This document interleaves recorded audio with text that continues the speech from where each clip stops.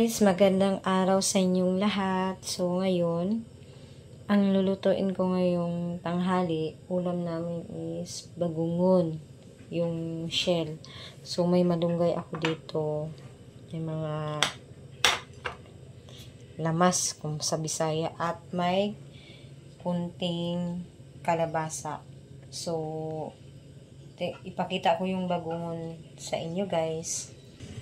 Ayan, guys. So, nalinisan ko na yan. Naputulan ko ng sa puwet niya kasi puputulan daw yan talaga. So, inihalo ko nito, guys, is gagataan ko.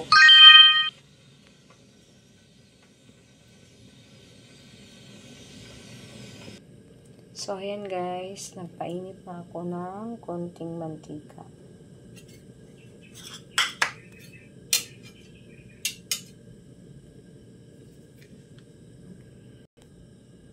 So, ilagay ko na yung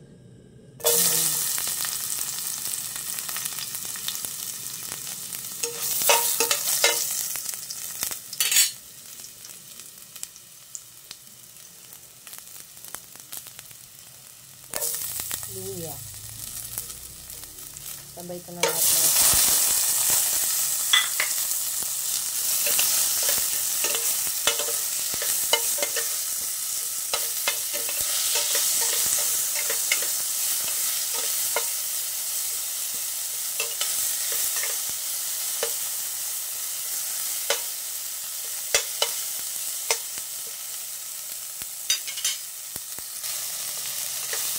ihalo ko na yung sangig.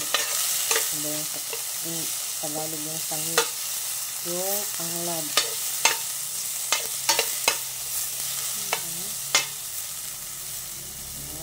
So, ang isunod ko namang ilagay, guys, yung bagungon.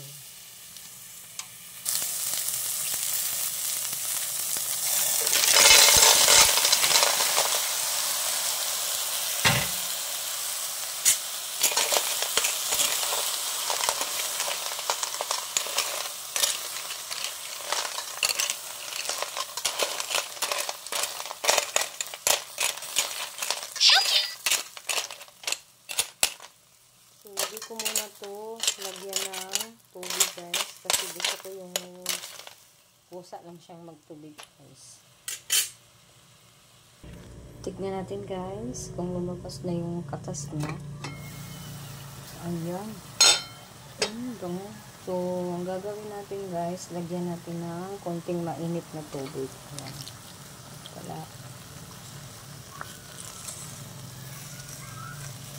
Mainit na tubig yung nilagay ko dyan, guys.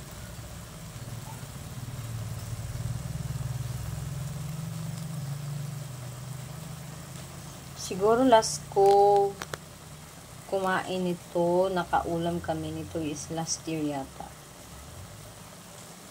Hindi pa ako nag-vlog, guys.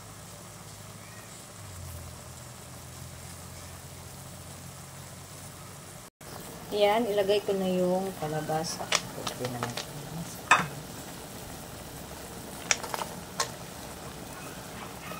Tapos, isabay ko na yung unang piga ng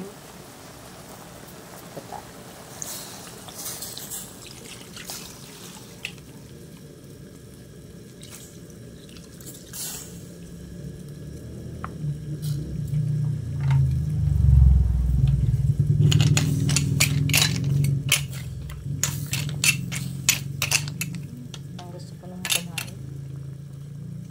Lutuin muna natin kasi madali naman itong maluto ito, guys. Ang kalabasa. So, open natin, guys. Yan, luto na yung kalabasa. So, isunod ko naman yung malunggay.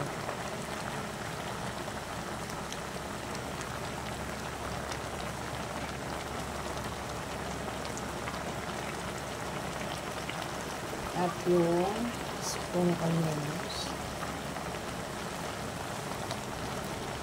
Ihalo ko na lahat, guys.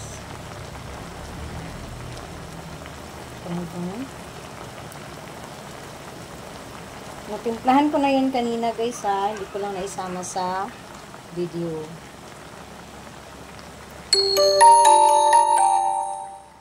So guys, luto na yung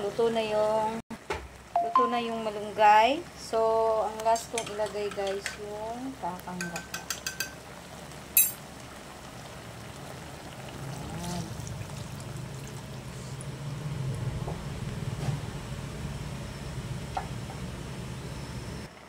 Ayan guys, luto na ang ating ginataang bagungon.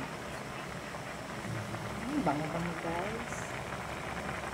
Ayan. So, kakain na tayo.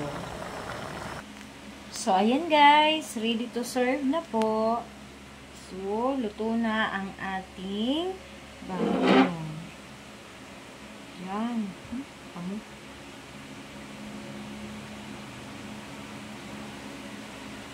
Pure na pure talaga yung ano guys, gata.